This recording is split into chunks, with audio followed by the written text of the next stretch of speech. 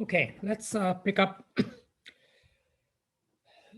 with this proof that no matter how you unstack the blocks, you always get this many points.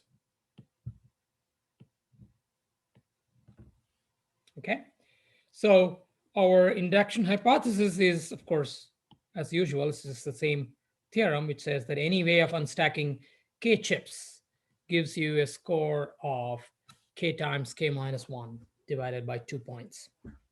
Okay, so we go through the base case, n equal to 1. There are no moves left, right? So which means that if n equal to 1, then you get 0 points. Okay, so the score will be 0. And if you take this expression for and substitute k equal to 1, you get 1 times 0 divided by 2, which means you get 0, right? So clearly it captures the correct answer. So the base case is established. Okay. So now let's do the induction step, right? We are going to assume we're going to use strong induction. So we're going to assume P1 through Pn hold, right? So for stacks of sizes 1 through n, no matter how you unstack them, you end up with, this many points. Now let's consider a game with n plus 1 chips, right? So that's what your starting point. So in the first move, right, you split it into blocks of size r and n plus 1 minus r, right? So you basically what you decide is your first move is to say, I have this n plus 1 blocks. I'm going to take the top r blocks and set it aside, right? So, and we are going to basically leave the r unspecified, and we will work through our proof and show that no matter what r is, the result is going to be always the same. Okay, so let's say we take r blocks or r chips of the first stack. And so that means because the new stacks are of size r and n plus 1 minus r, so the points you'll get is the product of the sizes of these two stacks. And so you're going to get r times n plus 1 minus r, right? And now you'll be left with two stacks, one of size r and another of n plus 1 minus r. And since both of these must be less than n, right? Because you have to at least take one, r must be at least 1, right? So therefore, this quantity will be at most n, right? So this will be at most n, and r will also be at most n, right? Neither of them can be more than n. So we can apply our induction hypothesis, which is applicable to 1 through n, right? So we can say that once we make this move, the points we can get on subsequent moves can be derived from the induction hypothesis. So that's what we are going to do. We are going to say that the remaining moves in the game will give us this many points for unstacking the block of r chips, right? So that is the term. So if you unblock r chips, you get this. And then you have n plus 1 minus r chips in the other stack. And when you stack that, again, by induction hypothesis, you should be able to make this many points, right? So now we add the points due to unstacking the r block, r stack, then unstacking n plus 1 minus r stack, and also the points you earn in this step, right, which is this quantity, right? So we are getting, so we add up all of that, right? So this is the point that you earned in the first move. This is the number of points you get by unstacking the stack of size R. This is what you get by unstacking the stack of size n plus 1 minus R. Okay, so now let's do some simplification. Let's take this R and multiply inside. So you get n times R plus R, then minus R squared, right? So we just do this multiplication and that yields that term. Similarly, we take this term and do the multiplication. So it's going to become R square minus R, right? And then let's also do this, right? So because there is a divided by 2 out here. So let's take that divided by 2 here, and then let's do the multiplication inside and do the multiplication inside and add up all of them. So this one, R times R minus 1 yields R square minus R. Similarly, if you do this multiplication, you'll get n times n is n square. N times minus R is going to give you minus nr. And then you take 1 times n is n. 1 times minus R is minus R. And finally, minus R times n is going to be minus nr. And then minus R times minus R is going to become plus R squared. Right? So just straightforward, algebra, right? So, and then we regroup, right? So we take all the R square terms. So there is a minus R square and right. So what I have done is I have taken the divided by 2 over here. So notice that this one doesn't have divided by 2. So everything here is going to be multiplied by 2, right? So that's how you get minus 2R square here, right? So there's minus 2R square and then plus R square plus R square. So we add that and that's all going to cancel out, right? Similarly, now group the terms of the form NR and R. And once again, if you group them, you'll find that things cancel out. So you are left with n square plus n divided by 2, which is nothing but n times n plus 1 divided by 2, which is nothing but s of n plus 1, right? So we have shown that no matter how you split the first block, right? So you take R blocks or R chips of the stack and put them aside, and it doesn't matter what R is, you're going to still end up with this score of n times n plus 1 divided by 2, right? So that is what we needed to prove, that if you take a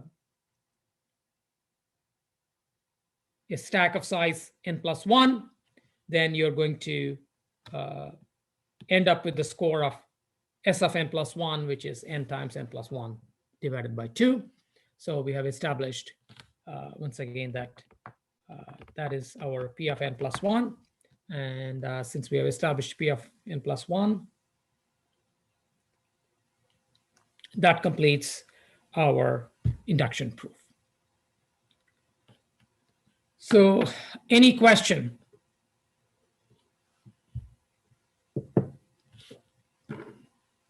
So the reason why the proof works is because, somehow all of these terms involving R end up canceling out, right? That's what we see. That's why this property holds, right? It's not some magic of induction or anything else. It's just that the nature of this point system is such that anything that depends on how you split the stack at the first step, that ends up canceling out. And so you end up with the same points no matter how you split the stack.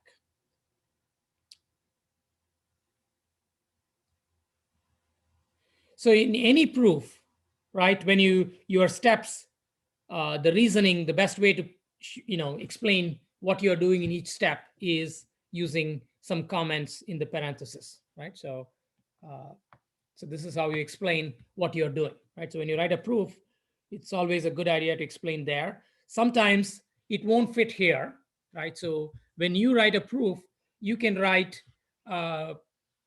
your explanation anywhere, right? It's just that, especially when I'm giving you slides, it is the layout has to be cleaner, right? So it's not like your proof that you're writing in your exam. So to get a cleaner layout, then of course I'm going to try to make the comments as concise as possible and put them in parentheses so that it looks clean. But for you, you can write your explanation in any which way you think is good. Any other questions?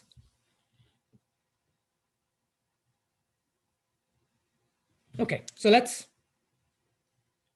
take another example. So how many of you have heard of Fibonacci numbers or Fibonacci sequence?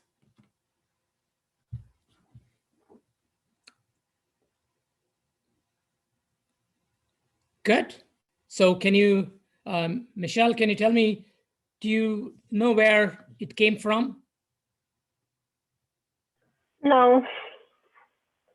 So so it's been around for a long time, 13th century, right? So that's I guess the beginning of Renaissance or some such thing, right? So 800 years ago. So this mathematician was was modeling population growth, and the way, in particular, there he was modeling how a population of rabbits will grow over time, and then he came up with this sequence, and it turns out that these Fibonacci numbers occur fairly often in the nature, right? And in particular, some plants, if you look at the number of growing tips in a plant, it ends up following this Fibonacci sequence. And of course, as I said, if you start with a pair of rabbits and look at how their population grows over time, it can be a close match for this Fibonacci sequence. And then the way it's given is like this. So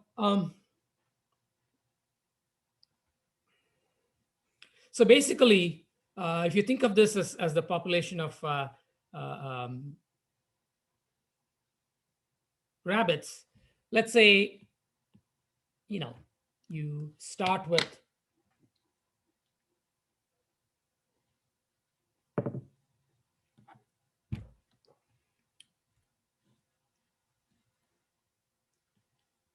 let's say you have you get a pair of rabbits in month 1, right?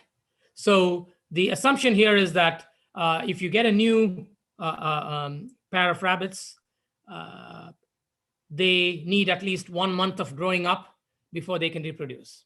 Okay, so the assumption here is that if you, let's say there are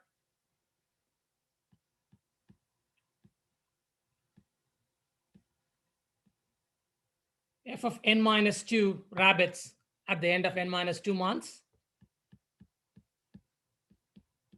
and f of n minus 1 rabbits at the end of last month, then the number of new rabbits you can expect this month is going to be given by the rabbits that were alive 2 months ago, because all of them can reproduce. The ones that were, there last month, but not in the previous month, they may not be able to reproduce. So you end up with the current number, which is going to be f of n equals, so every rabbit that was alive, that was there last month, plus new rabbits that were born to rabbits that were at least 2 months old. So that's how you get this. So this is the set of rabbits that were there last month. This is the set of rabbits that were born, that are going to be born this month, because they're going to be the children of the rabbits that were there 2 months ago. That's kind of how this sequence comes about, but we don't care too much, except that this sequence then ends up being very useful in computer science, and there are many algorithms that make use of these Fibonacci series. Okay, so it's kind of interesting. But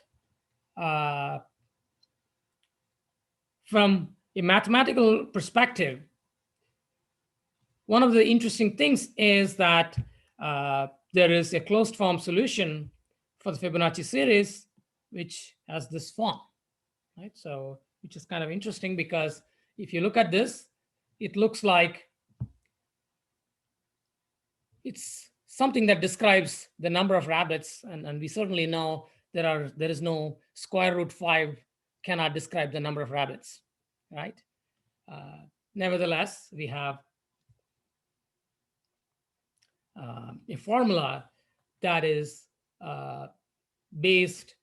that's of the form p to the power n minus q to the power n divided by square root 5, where p is this value and q is this value. Okay.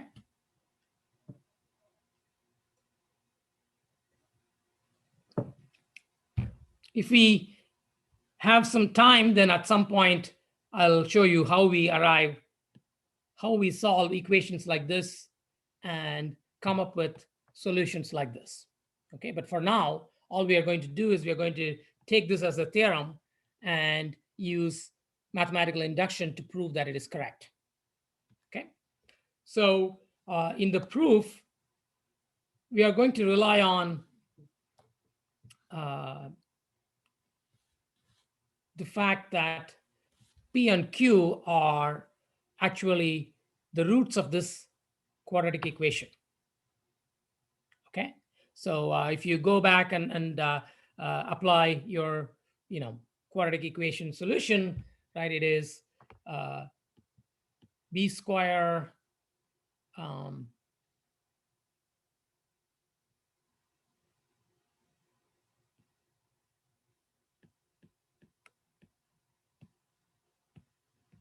right, that's a solution for quadratic equation. Is that correct? It's been more time since I worked on quadratic equations than any of you did. If there's an error, let me know. Yeah, I think it's negative b plus or minus. Correct. Okay, good. Minus b plus or minus b squared minus 4ac. And so you take this, and that tells you, that's going to give you the solution to this is going to be 1 plus or minus.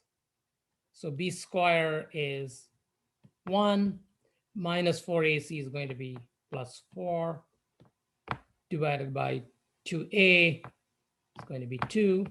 So you can see that this is 1 plus or minus square root 5 divided by 2. And that's what we call as P and Q here, right? So these are solutions to this quadratic equation. We don't have to worry about that too much, but we can certainly rewrite this quadratic equation and then say x squared equals x plus 1, right? And since P and Q are roots of this quadratic equation, we can say p squared equals p plus 1 and q squared equal to q plus 1. Okay, so this arithmetic or this algebraic identity will be necessary in the proof. So let me just state this right here so that we don't have to worry about it again in the middle of the proof. Okay, so p and q are like this, and they have this property that p squared equals p plus 1 and q squared equals q plus 1. Now let's go through the proof. Okay, so we have the induction hypothesis, which is the theorem, right? So the theorem says f of n equals p power n minus q power n divided by square root 5. So we're going to say f of k equals p to the power k minus q to the power k by square root 5. And once again, we're going to use strong induction. So we're going to assume this for all k less than or equal to n.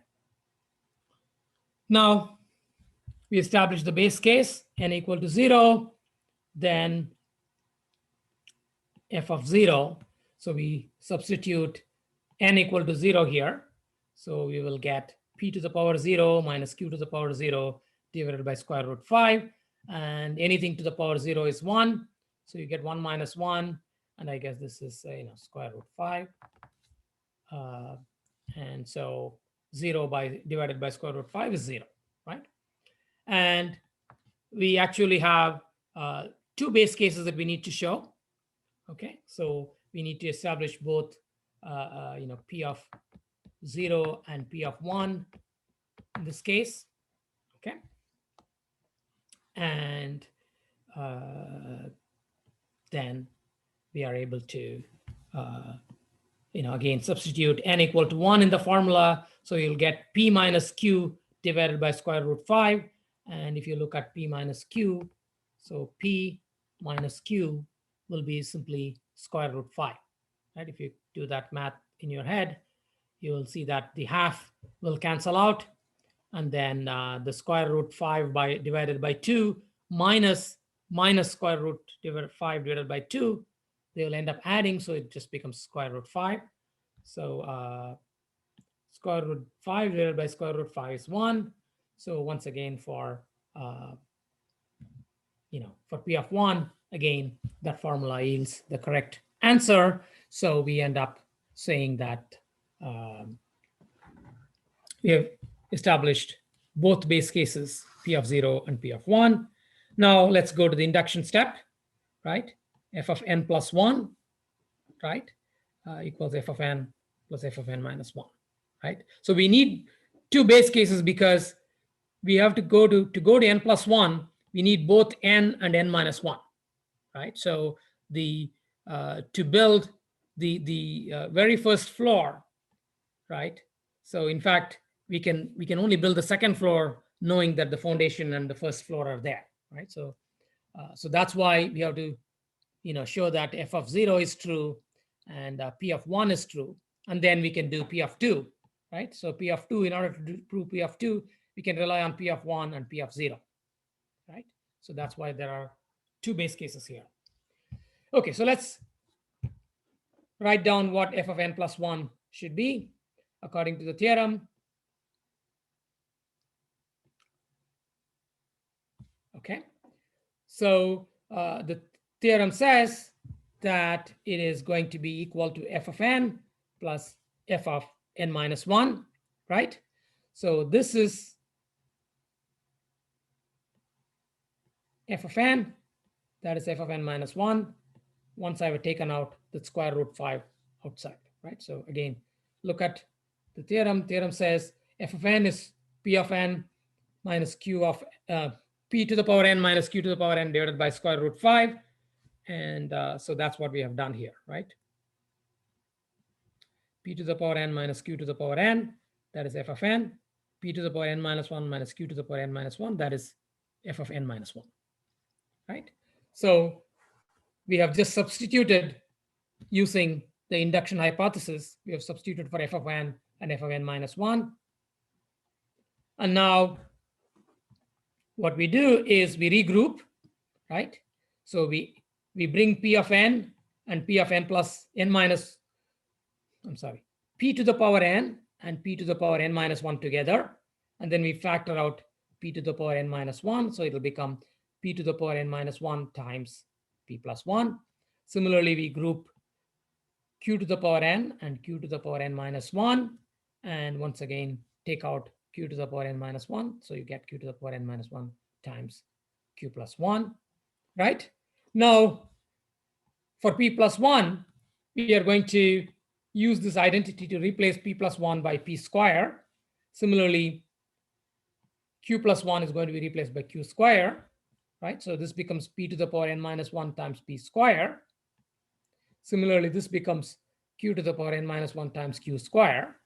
And if you do the addition on the exponent, you end up with this becomes p to the power n plus 1. This becomes q to the power n plus 1. So you get p to the power n plus 1 plus q to the power n plus 1 divided by square root 5, which ends up being our, so this is exactly what we set out to prove. This is actually p of n plus 1, right? Because on the left-hand side is f of n plus 1. On the right-hand side is p to the power n plus 1 plus q to the power n plus 1 divided by square root 5. So we have what we need. So we have established p of n plus 1, and therefore the theorem holds. Okay, so this is how, so induction can be quite powerful, right? Because things that don't seem obvious or easy to prove can still be proved. Of course, the trick here is knowing that this is the solution, right? So how do you know that this is a solution? If you know the solution, then you certainly can prove it by induction. And this is one of the properties of induction, that you can prove a wide range of properties once you know that those properties actually are true. Okay, so so induction does not really help in terms of knowing what is true, but once you know that something is true or is likely to be true, then you can use induction to really prove that that property actually holds. So any questions on this proof? We are pretty much done with this unit at this point, right? So we went through a few examples of induction proof.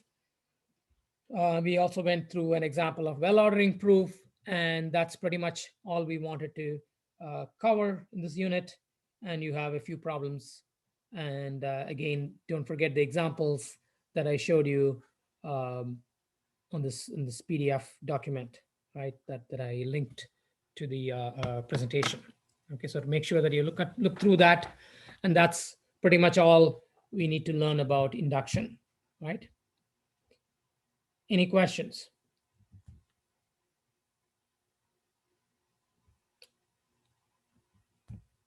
Okay. So let's conclude by basically, sort of saying what, how induction and proof by contradiction using well-ordering principle, how do they work, right? So there is a correspondence at every step, right? So in induction proof, you identify the predicate P. In the well-ordering proof, you identify the counterexample set, which is the set of examples that don't satisfy P, right? So the P itself is going to be more or less the same. Typically, it's exactly the same, right? And except that in here, you're going to start with by specifying P, but here, in addition to specifying what P is, you are going to define this set of counterexamples. Okay. Then here you're going to state your induction hypothesis. There is no need for induction hypothesis here, but instead you use the well-ordering principle to say that there must be a minimum n in this counterexample set. Okay, so the minimum n in this counterexample set, right, corresponds to the induction hypothesis, right? Or in fact, the induction hypothesis, if it is referring to n minus 1, the n here, so there is like the n here is 1. So if you add 1 to this, then that will be your n here. Okay, so there is this close correspondence, but they are off by 1, right? Because basically what you're doing is,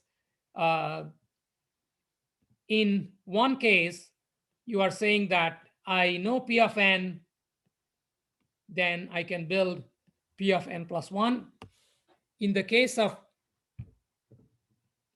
well-ordering proof, what you're saying is that if you tell me that P of n plus 1 does not exist, then I'm going to say that P of n does not exist, right? Or rather, if P of n plus 1 is false, then I'm going to show that P of n is false, right? So they are, so the well ordering principle is going in this direction. Induction is, okay, sorry.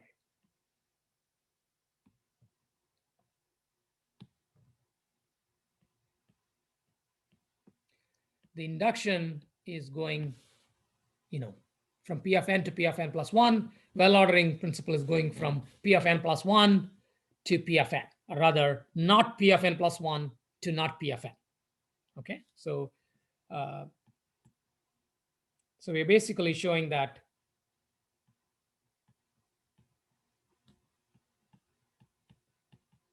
right.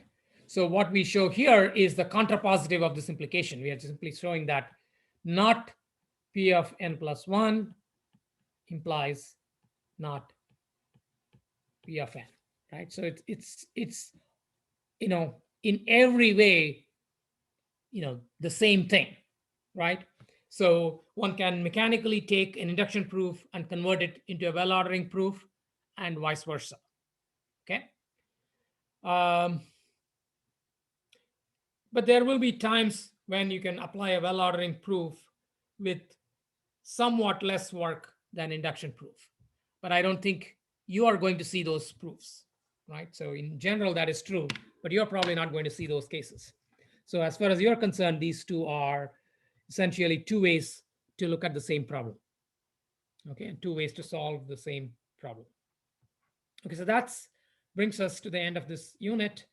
So if you have any questions, I'll answer them.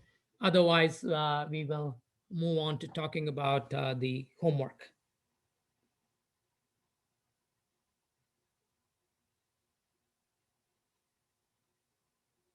Okay. No questions. Okay, so let's go back to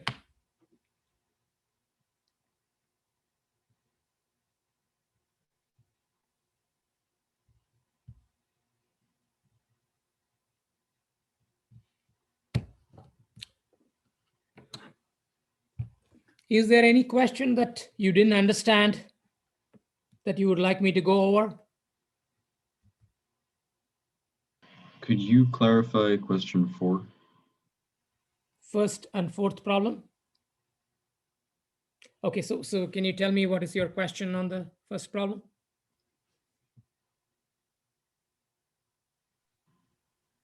Yes, looking at the assignment on Blackboard to submit it, it says, is there a value of n such that in numbers with n or more digits, you are more likely to find Sorry, numbers? so this is problem 1. I don't know where you were talking about problem 4 now? Yeah. Okay, yes.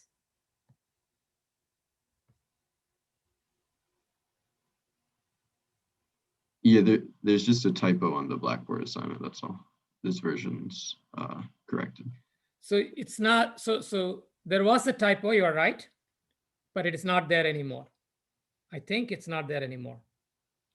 Okay, so I uploaded, the latest version I uploaded is I think yesterday night. But yeah, this not was missing. And of course, that's confusing, of course. Okay.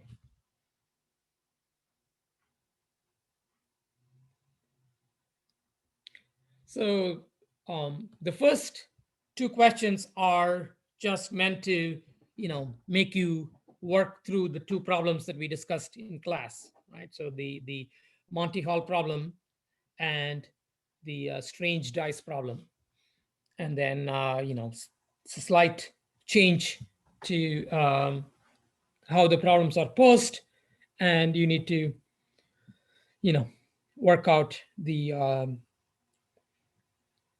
draw the tree again if necessary and compute what is asked for. So I won't, I don't want to go through them. I think they should be fairly simple. If they are not, then, talk to your TA. Again, it is due on the 11th. So what is that? I think it's due on the 11th. Oh, I can't even figure out what is going on. Okay.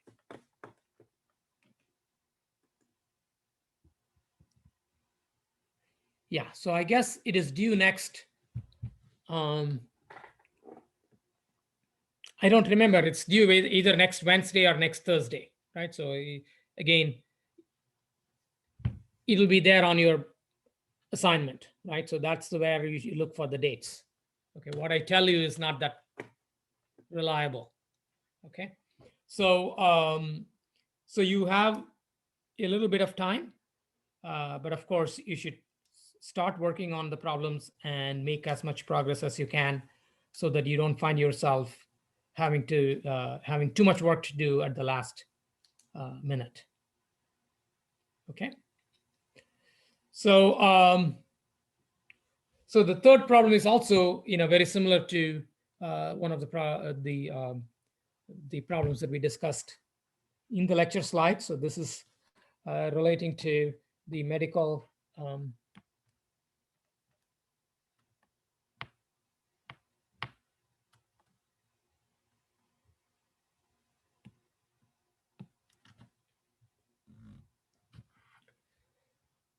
so this is the medical diagnosis problem. So once again, you have to systematically work through. It is also an example problem where you are asked to, follow the definitions given in terms of what is an outcome, what is an event, what is the conditional probability. So all of that you will work through systematically so that it'll help you remember the key definitions and identities. Okay, so that's the third problem.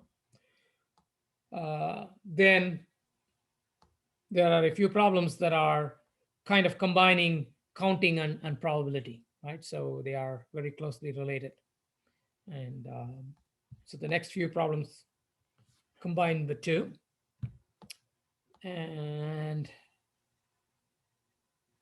so that's up to problem 7. And then you have 2 problems on well-ordering principle-based proofs, and 2 problems based on mathematical induction. So that's pretty much what you need to submit. And then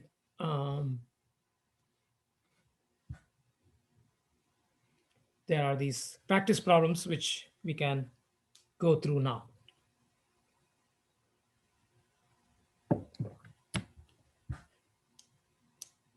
Are there any questions on any of these problems so far? So this one should not be, it's obviously, fewer problems than the last assignment.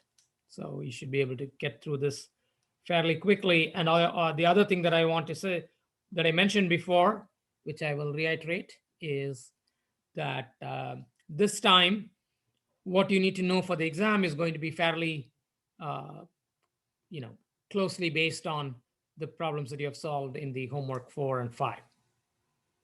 Okay.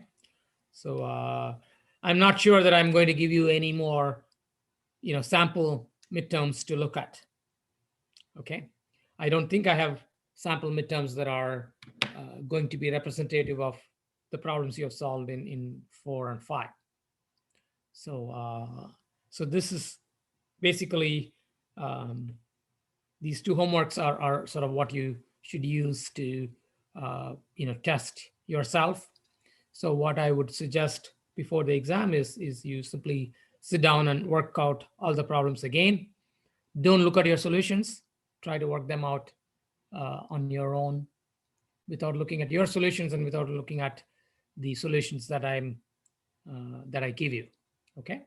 And then if you can solve the problems on your own, then you should be, well prepared, right? And of course, you have to look through the slides, right? So the lecture slides, you have to look through and make sure that you remember all the key concepts, and then you should be all set.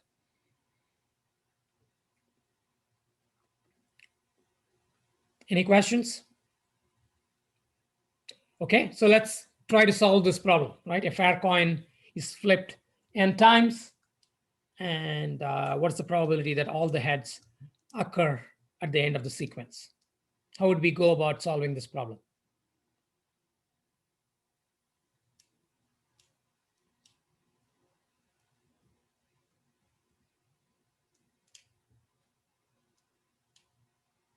Anybody?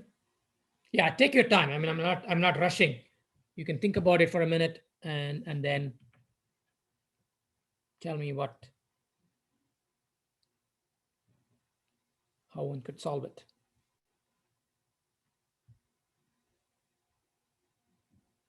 Michelle?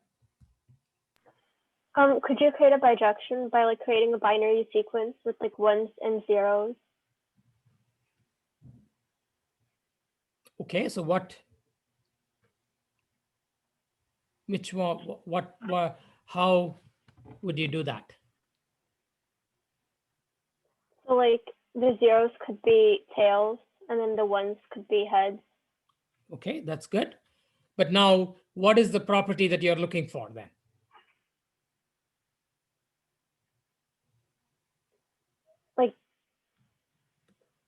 Like, what do you mean? Like, Okay, so so you're looking for the property that all the ones appear at the end, right? yeah. Okay, so that's what I was asking. So that's, Oh, okay. I wasn't right. sure. So the question is, how many such strings are there?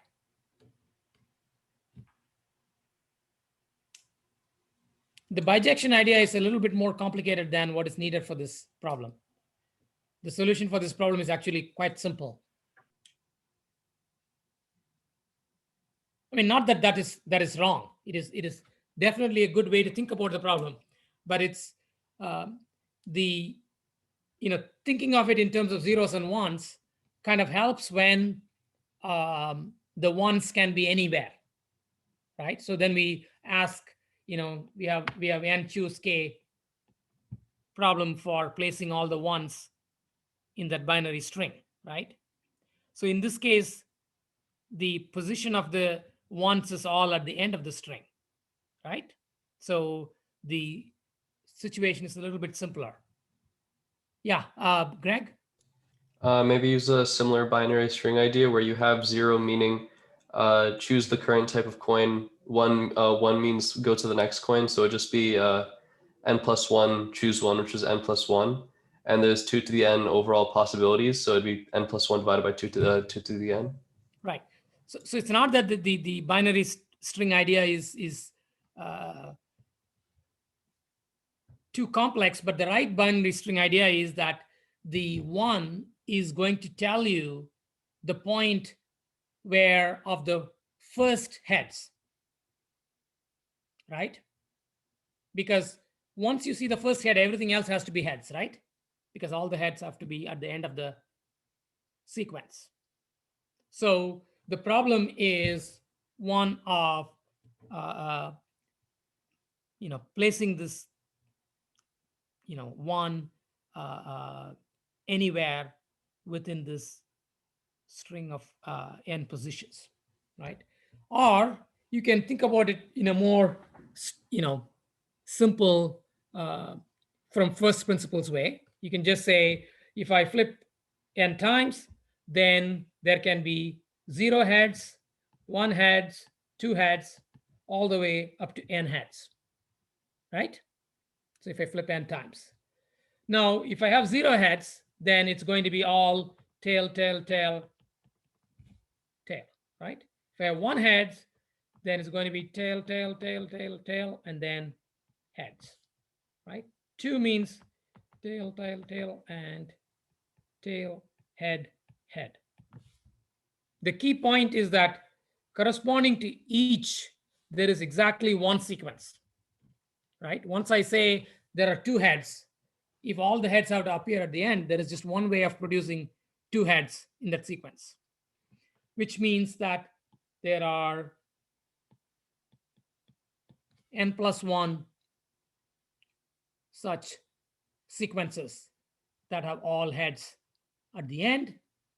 And then the total number of such sequences is 2 to the power n, right? Because each flip has 2 outcomes. So if you flip n times, you have 2 to the power n outcomes. And exactly n plus 1 of them has all heads at the end. So the probability that we are looking for is n plus 1 divided by 2 to the power n. Make sense? right? So sometimes the problems are actually quite simple, which and sometimes a more complicated counting problem will be involved.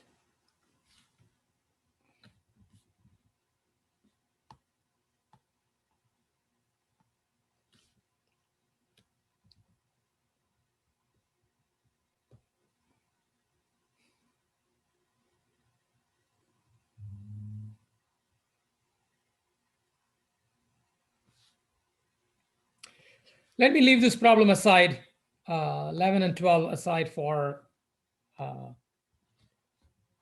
next time. Okay, let's go through. I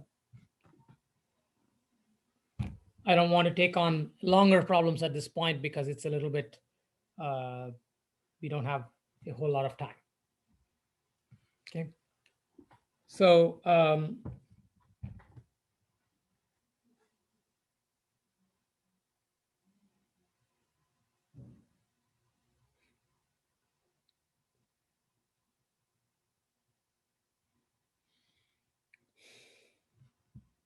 so this is a problem that's very similar to the one that we solved in class, right? So you have again best of three series, right?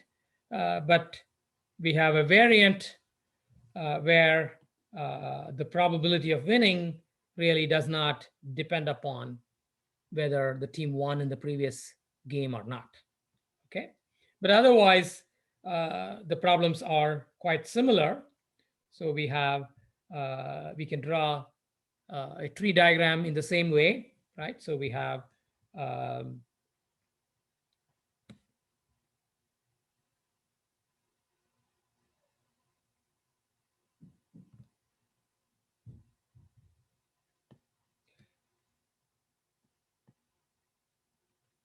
so we are going to by W, we'll say that I guess, so this is one of the problems from the textbook, right? And the textbook, obviously they want Red Sox to win and not Yankees, right? So I should have changed the problem to say Yankees win, have the higher probability of winning, but unfortunately I don't follow baseball well, but I think Yankees haven't been doing that well recently, right? So anyway, maybe this is, the problem is correct. Okay, so let's use W to represent that Red Sox won. So this is game one, right? So you can either win or lose. And after that, there is game two. And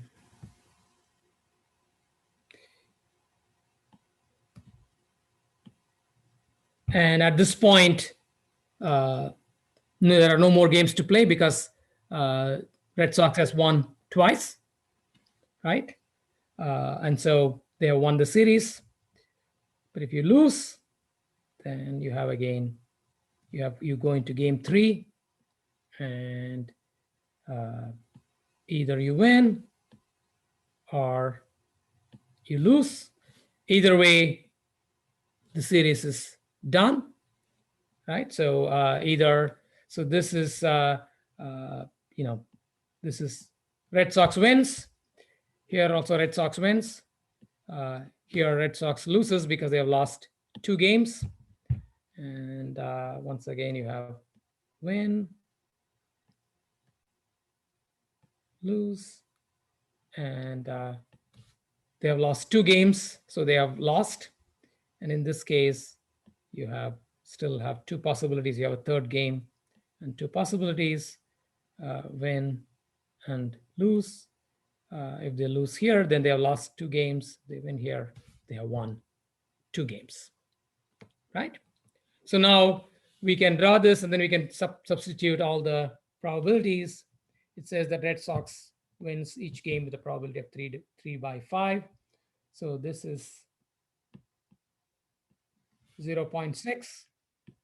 This is 0.4, 0.6, 0.4, 0.6, 0.4,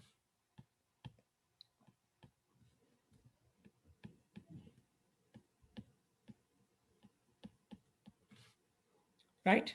So now what are we asking for? We are being asked what is the probability that a total of 3 games is played, right?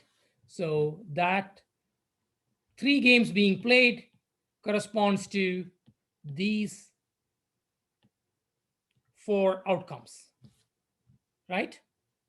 So we need to find what is the probability of these 4 outcomes and divide it by you know the total probability, which will be 1, and that'll tell you what is the probability of playing 3 games. Okay. So this is asking for what is the probability that the winner of the series loses the first game, right? So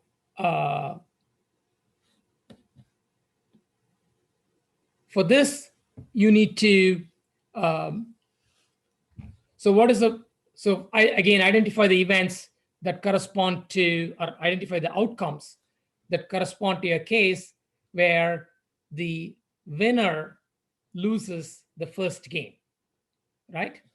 So that would correspond to, right? So here is a case where Yankees win, right?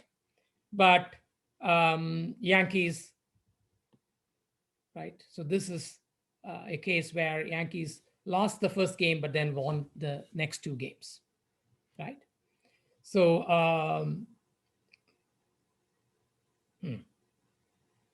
right. So that's one. And the other outcome that corresponds to a situation where the winner lost the first game is here, right?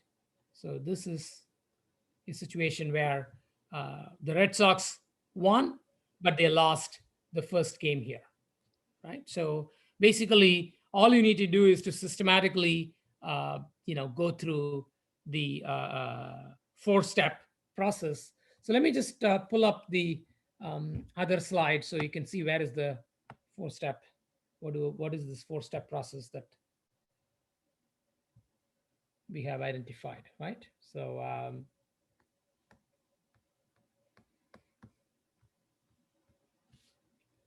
so the 4-step process says find the sample space, right? So in this case, whenever we draw these tree diagrams, the sample space corresponds to all the leaves in the tree, right? And so the first step is you find the sample space, right? And then you define the events of interest. For instance, we just defined the event that the winning team lost the first game, right? That corresponds to a set of leaves, right? And that's what we call as an event. Okay. So we need to identify the set of leaves where that correspond to our events of interest.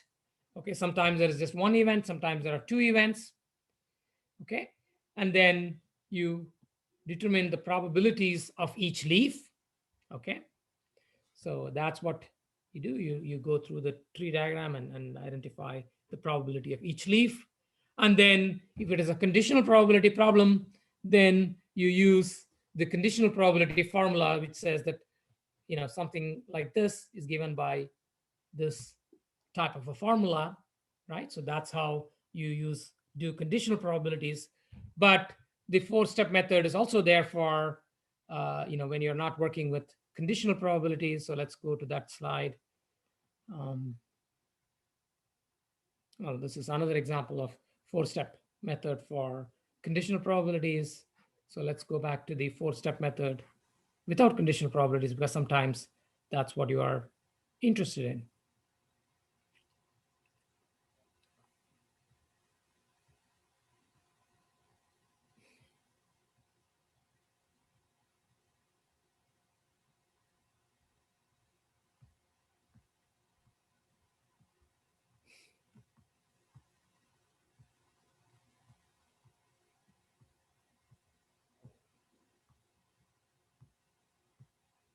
Oh, I think that's all there is. I'm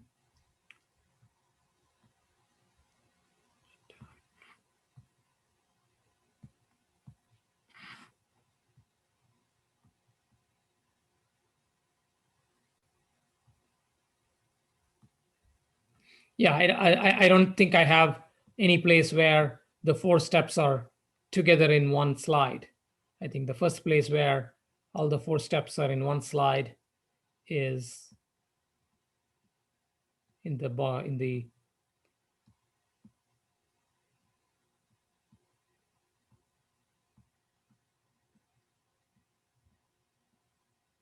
I think this is the first place where the 4 steps are. I don't understand how part of this slide is disappeared under the other slide. But anyway, I'm sure when you look it up, it'll be fine. Yeah, so this is for most conditional probability problems, you are going to use this 4-step method, and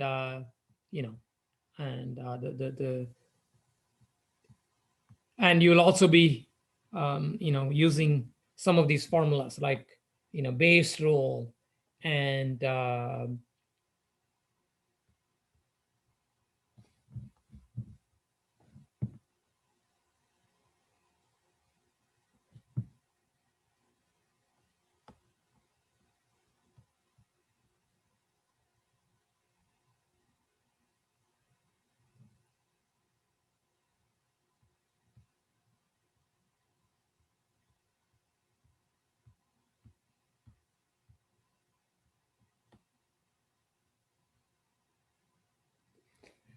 this is the conditional probability definition, right? So you will be using this conditional probability definition and some of the identities that we look at later, such as Bayes rule and so on, right? So the Bayes rule, the product rule, and so on. So, but once you use them, the problems should be generally fairly easy to solve. Okay, so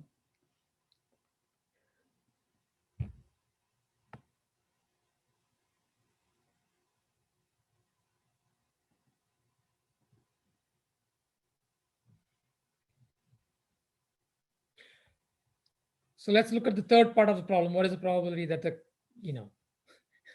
the correct team wins the series? I guess I should have, I will fix that. I guess you can otherwise it leaves.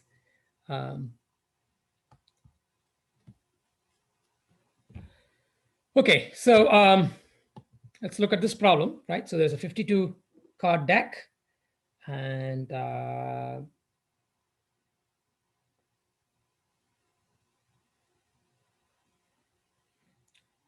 so the card deck is shuffled, and you're dealt a hand of 13 cards, right? So you're asked, if you have 1 ace, what is the probability that you have a second ace, right? So how do you calculate this?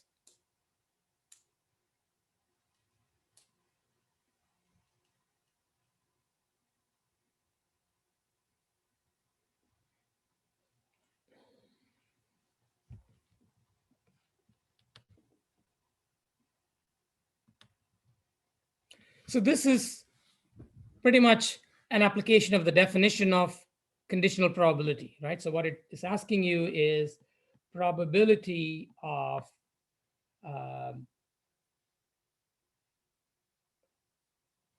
let's define an event A2 means you have 2 or more aces, right? And then let's say define A1 as the probability that you have 1 ace, right?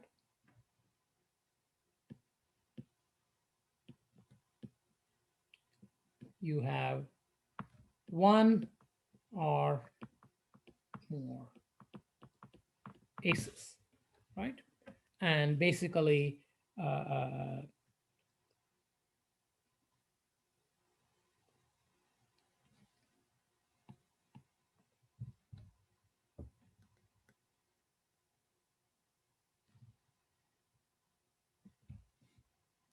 so you need to find probability of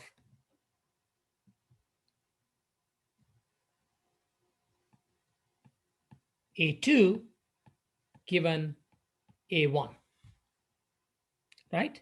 Which there is the standard formula which says that this is probability of A2 intersection A1 divided by probability of A1, right? So you can see that A2 intersection A1 is nothing but A2, right? Because if you have, if you take the intersection of having at least two aces with having at least one ace, well, obviously the intersection is having at least two aces. So this is going to be probability of A2 divided by probability of A1, right? And you can calculate probability of A1 as, you know, from, it's just a counting problem, right? So your dealt a hand of 13 cards, you know, how many of those, how many such hands are possible? Well, that is 52, choose 13, right? And how many of them will include an ace, right? So, so you have to calculate the number of hands that include at least one ace divided by the number of hands that include the number of all possible hands. And then that'll give you PR of A1. Similarly, you can calculate PR of A2 and you substitute those and you'll get some result. Okay. Now, the second part says, you know, what is the probability you have a second ace if you know, if you have ace of spades, right? And it may seem that it shouldn't matter, right? If you have one ace already, then what is the likelihood of having a second ace? It shouldn't matter what is the, you know, suit of the first ace, but it does, because the denominator in this case is the probability of having any ace, whereas in this case, the denominator is going to be the probability of having the ace of spades, right? Which is going to be a lower probability, right? So as a result, this expression will end up yielding a different answer for part A and part B. But if you just, you know, systematically work through, then you'll get the answer. Okay. Let's see, are we done? Yeah. Yeah, so we are already past, it's already 5:45, so I think it's time for me to stop. If you have questions, again, talk to your TA, you know, go to their office hours or my office hours. And again, you'll have another chance next Tuesday's recitation, which will be conducted by your TAs, right? So that's another chance for you to ask questions. You should certainly try to solve the problems before then, so that, you know, or you go into the recitation with questions on one or two problems, and then, you know, you can, you know, get them resolved, right? So do try to solve them. If you have time this week, try to solve them, try to take a closer look at them tomorrow. And so that if you have trouble, you can again raise questions on Thursday. Okay. Very good. So let's break here. If you have any, if anybody has any questions, I'll stay on to answer them. Otherwise, feel free to drop off and you know, go If you haven't voted yet, time to go and vote, and let's see what happens.